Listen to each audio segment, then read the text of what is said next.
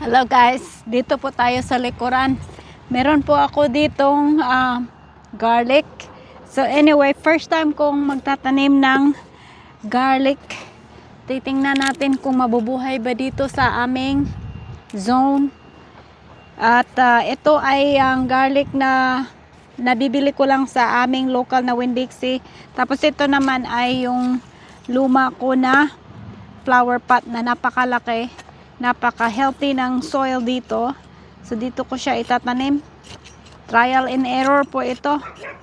Kasi pag magiging successful na ito, then saka na ako gagawa ng malalaking raised bed para sa garlic.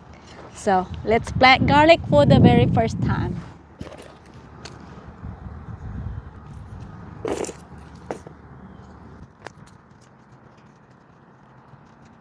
Ayan, tama na siguro yan.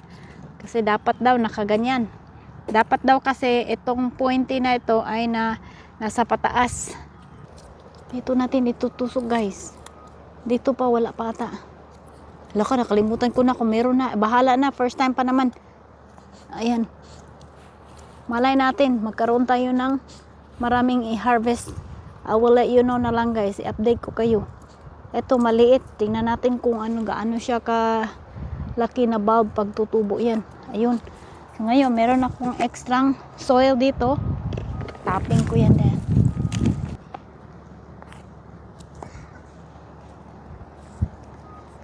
Ang bilis. Yung aso ng kapitbahay.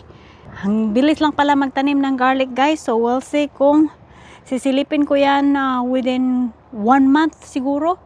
Titingnan natin kung magka-harvest ba tayo ng garlic. So I'm excited. Merong kapitbahay. Yung kapitbahay diyan ay nakikinig siya sa atin guys.